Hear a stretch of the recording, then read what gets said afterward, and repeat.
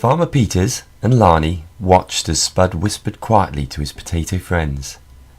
It was not clear exactly what was said, as they were talking in the secret potato language, but from the shrieks and distressed tones in their voices, it was clear that they had witnessed great troubles. Now, as I very much doubt that you have heard the potato language before, it is worth me explaining that it is quite unlike any other dialects that you will have experienced. Each word rhymes with Spud. So for example, "Hello, my name is Spud" would sound like "Hud mud nut ud Spud." Such conversations would generally sound quite comical, but on this occasion, the discussion was so tense and scary that even this funny potato speak rang with a sadness and foreboding doom. After some time had passed, Spud slowly walked over to Farmer Peters and Lani. His small potato arms were crossed, and his expression was grim. "What's the matter, Spud?" Farmer Peters inquired. He held out his arms to his vegetable friend, but Spud did not respond, as his mind was elsewhere. Lani sat down beside Spud, her tail wagging slightly. "Whatever the troubles may be, we can help you. We are your friends." "That's right," Farmer Peters added. "It is thanks to you, and only you, that I won at the farmer's fair today. I'm forever in your debt." With that, a big smile appeared on Spud's face. "That is very kind," he replied. "but I could not ask for help here, as we are in grave danger." Farmer Peters sighed and shook his head. He had never really been one for danger. In fact, whenever the slightest hint of danger reared its ugly head, he would make his excuses and run as fast as his podgy little legs would take him. He paused for a few moments, before continuing, "I meant what I said, Spud. I owe you so much already. But even if I didn't, you are my friend, so I would always help. That is what friends are for." The smile on Spud's face grew even larger. "But this is a danger quite unlike anything that you would have encountered before, Master." "I face danger every morning," Lani sniggered, "whenever I try and help myself to Old Man Peter's breakfast." "This is no laughing matter," Spud said. "The new world that exists under the ground is in great danger.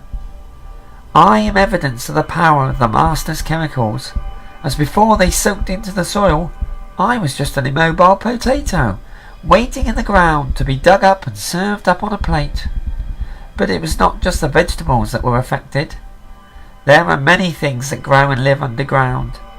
There are worms, grubs, woodlice and centipedes, each of which have grown quite large and can communicate in human talk, but have chosen to live peacefully in the underworld. Then there are the rabbits and rats that have delved deep chasm-like tunnels and prey off the vegetable folk. The carrots in particular are in hiding. But then, most dangerous of all, are the ants." "The ants?" Farmer Peters inquired. "This is all too much for a simple mind like mine." "Yes," Spud continued. "There are two armies of ants at war with each other and seeking to control the underworld.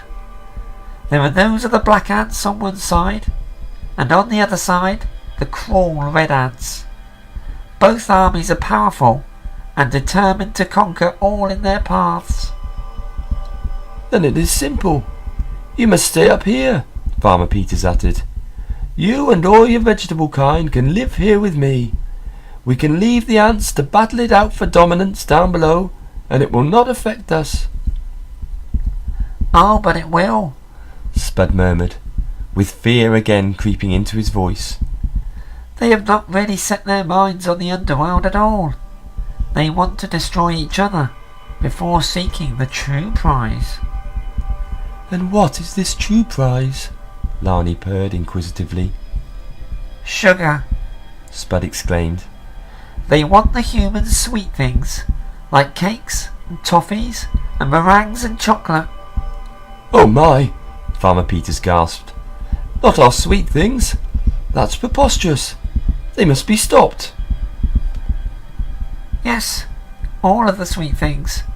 They will not cease until every sweet shop, bakery, and ice cream parlour has been ransacked, Spud murmured sorrowfully. Well, it is simple, Farmer Peters declared in a triumphant voice. I always knew my big feet would come in handy one day. I will stamp on them all and crush them, whether black ant or red ant. There is no way I will have these tiny thieves stealing my treats. But that is the problem, Spud added. These ants are not tiny at all. The chemicals have made them grow in size. They are about the size of Lani if she were to stand on all fours, which may not seem large to you, Master, but they are strong. They can carry objects 50 times their own body weight. Farmer Peters stamped his feet determinedly. His initial fear had been replaced by an anger that something was planning on stealing all of his precious snacks. Indeed, anger to such an extent that he would probably have quite happily fought the scariest dragon if it should dare to as much as look at a single slice of his favourite treacle tart. We shall stand together, Spud, he bravely cried.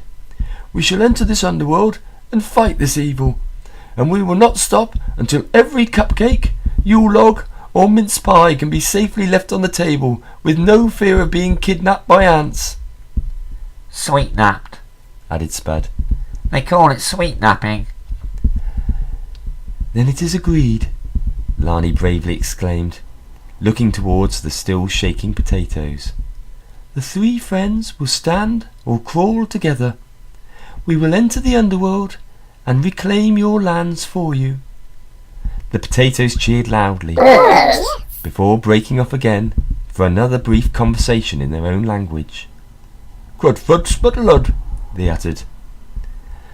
After a few moments, the largest of the vegetables, who was presumably their leader despite his cowardly appearance, spoke up.